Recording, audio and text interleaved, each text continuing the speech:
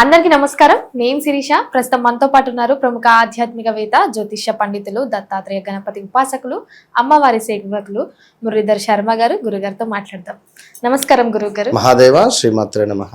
గురుగారు, ఈ ఆంగ్ల సంవత్సరం 2026 దాదాపుగా 6 నెలలు ముగిసిపోయింది. ప్రథమార్థం, మరి ద్వితీయార్థం ఉంది కాబట్టి ద్వాదశ రాశులకి ఫస్ట్ మేష రాశి వారికి ఎలా ఉండబోతుందంటారు? ఈ 6 నెలలు ఎలాంటి జాగ్రత్తలు తీసుకుంటే ఫ్యూచర్ బాగుంటుందంటారు వీళ్ళకి? తప్పకుండా అమ్మ. ముందుగా ప్రేక్షకులకు ఒక మాట, పరాభావనామ సంవత్సరం మనకు ప్రారంభమై సుమారుగా కూడా అంతా 1 నెల 2 నెలలు కూడా సరిగ్గా పూర్తి కాలేదు. ఏమిటి అంటే మనం ఇక్కడ చేసేటువంటివి ఆంగ్ల సంవత్సరానికి సంబంధించి మొదటి 6 నెలలు, రెండవ 6 నెలలు నేను ముందుగానే చెప్పి ఉంచాను ఆల్రెడీ. గత డిసెంబర్లో రాశి ఫలాలు జనవరికి సంబంధించినటువంటివి చేసే క్రమంలో నేను 2 టైప్స్లో చెప్పడం జరిగింది. ఈ చెప్పేటువంటివి జనవరి నుండి మీకు జూన్ వరకు ఒక పీరియడ్గా ఉంటుంది, జూన్ నుండి డిసెంబర్ వరకు ఒక పీరియడ్గా ఉండబోతున్నది. ఎందుకంటే మొట్టమొదటి పీరియడ్లో కంప్లీట్గా కూడా రాహువు ఇంపాక్ట్ అధికంగా ఉంటుంది, మాయా ప్రపంచంగా ఉంటుంది పూర్తిగా కూడా. ఒక మాయగా జనవరి నుంచి జూలై లోపు, జూన్ దాకా కూడా మ్యాక్సిమం. ఇక ఇక్కడ నుండి గురువు యొక్క అనుగ్రహాలు, గురువు యొక్క గ్రహస్థితి అద్భుతంగా ఉండబోతున్నది. గురువు ఎప్పుడైతే ఆగస్టులో అంటే జూన్ ఎండింగ్లో పుష్యమి నక్షత్రానికి రావడం ద్వారా గురు పుష్యమి యోగం ఏర్పడేటువంటి సందర్భాలలో ప్రతి రాశులలో ఉండే స్థానాన్ని బట్టి ఒక మంచి అద్భుతమైనటువంటి రిజల్ట్ అయితే ఇచ్చే క్రమంలో గురుగ్రహం ఉండబోతున్నది. ఈ సంవత్సరం మొత్తము కూడా రాహువు, గురువు ఈ 2 గ్రహాలు మాత్రమే ట్రావెల్, అంటే 2 గ్రహాలకు సంబంధించినటువంటి అనుగ్రహాలే మనము చూడబోతున్నాం.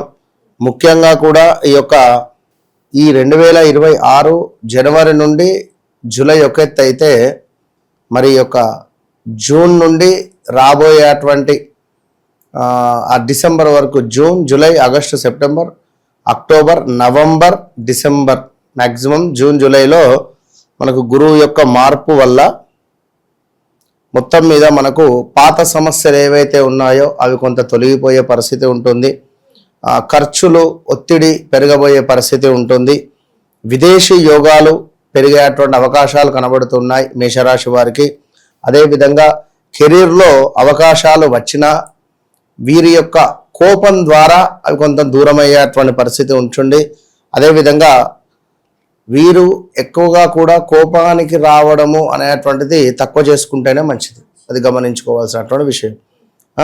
అదేవిధంగా ఓర్పుతో పనిచేస్తే విజయం వీరికే అనేటువంటి విధంగా ఉండబోతూ ఉన్నది. ఇక ఓవరాల్గా మరి మేషరాశి వారికి 12వ భావంలో శనైశ్వరుడు రేవతి నక్షత్రంలో ఉండడము, మరి మేష రాశిలోకి కూడా ట్రావెల్ చేసేటువంటి పరిస్థితులు ఉన్నాయి. గురువు 4వ భావంలో ఉండేటువంటి పరిస్థితులు, రాహువు 11వ భావము, కేతువు 5వ భావంలో ఉండేటువంటి సందర్భాలలో మరి ఇక్కడ ఇది లైఫ్ డైరెక్షన్ మార్చేటువంటి అవకాశాలు ఉన్నాయి. ఈ రాబోయే 6 నెలలలో మేషరాశి వారికి సుమారుగా మార్చ్, ఏప్రిల్, మే, జూన్ ఇదంతా కూడా ఈ గడిచిన ఒక 3-4 నెలలు మానసిక ఒత్తిడి, పీస్ ఆఫ్ మైండ్ లేకపోవడము, ఉద్యోగంలో అధికంగా స్ట్రెస్ ఉండడము, లా, లీ, లు, లే అక్షరాలు, అదేవిధంగా ఆ అక్షరము ఆనందు, అశ్విని, అనిత, అనూష ఇట్లాంటి పేర్లతో ఉండేటువంటి వారికి లవ్ బ్రేకప్స్ కావచ్చును, లేదా విపరీతంగా భార్యాభర్తలలో ఒక గొడవ అనేటువంటిది ఉండేటువంటి సందర్భాలు. ఆల్రెడీ 2025 ఫిబ్రవరి, మార్చ్, ఏప్రిల్ నుంచే కొంతమేర ఇబ్బంది కలిగించేటువంటి సందర్భాలు ప్రారంభమైనవి వీరికి. ఇక ఈ 2026లో కూడా లోన్ సెక్టార్ వైపుగా వెళ్ళడమో, లోన్స్ గురించి ఏమైనా ఆలోచించడమో, కారు కొనాలని కానీ అపార్ట్మెంట్ కొనాలని కానీ వెళ్ళడమో, సిబిల్ రాకపోవడమో, లైక్ దానికి సంబంధించినటువంటి కొన్ని ఇష్యూస్ ఫేస్ చేయడాలు కావచ్చును, ఇలాంటివి ఉండబోయే పరిస్థితి ఉంది. అదేవిధంగా రాహు 11వ భావంలో వీరికి కొత్త ఆదాయాల మార్గాలు తెచ్చే దిశగా సైడ్ ఇన్కమ్ ప్రారంభమయ్యేటువంటి పరిస్థితులు ఉంటవి. ఇంకా సోషల్ మీడియా ఆన్లైన్ ద్వారా మంచి మంచి లాభాలు వచ్చే పరిస్థితి ఉంది మేషరాశి వారికి. ఇంకా అక్టోబర్ నుంచి ఆదాయం ఇంకా స్పీడ్గా ఉండబోతూ ఉంటుంది. ఇక ఇల్లు కొనుగోలు చేయాలి అనేటువంటిది మొదటి పీరియడ్లో ఎంత ఆలోచించారో ఈ రెండో పీరియడ్లో ఇల్లు కొనుక్కుంటారు. సో వాహనం కొనుగోలు, చక్కగా ఫ్యామిలీతో ఏమైనా ట్రిప్స్ వేయడాలు, ఇలాంటివి, ఇంట్లో శుభకార్యాలు, అదేవిధంగా ఒక ఇల్లు సెటిల్ అయ్యేటువంటి అవకాశం. ఇక ఉద్యోగం గురించి చూసుకుంటే ఉద్యోగంలో ఖచ్చితంగా మార్పు వచ్చేటువంటి అవకాశాలు ఉన్నాయి. అది మరీ ముఖ్యంగా ఏప్రిల్, మే, జూన్, జూలై ఈ 4 నెలలలో ఏ క్షణమైనా కూడా ఉద్యోగం మానేయొచ్చును. పాత ఉద్యోగంలో మళ్ళీ ఎప్పుడో 1-2 ఇయర్స్ బ్యాక్ నువ్వు వెళ్ళిపో అని చెప్పి పిలిచిన వాళ్ళే మళ్ళీ మిమ్మల్ని పిలిచి పెట్టుకునేటువంటి అవకాశాలు కూడా ఉన్నవి. ఉద్యోగంలో మార్పులు చేర్పులు, వర్క్ ఫ్రమ్ హోమ్ అయ్యే అవకాశాలు ఉన్నాయి.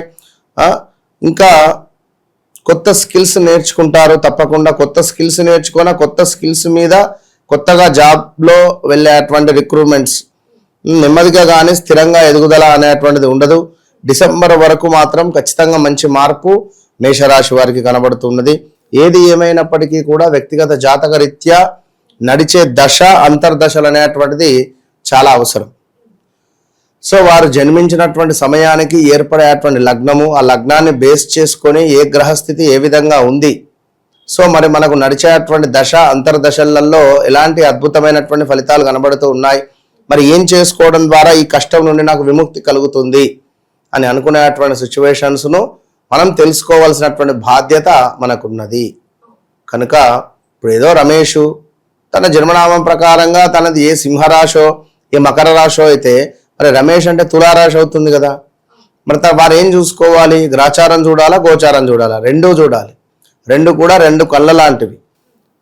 విదేశ ఉద్యోగ అవకాశాలు, ట్రావెల్స్ రిలేటెడ్ వెళ్ళేటువంటి అవకాశాలు ఉన్నాయి.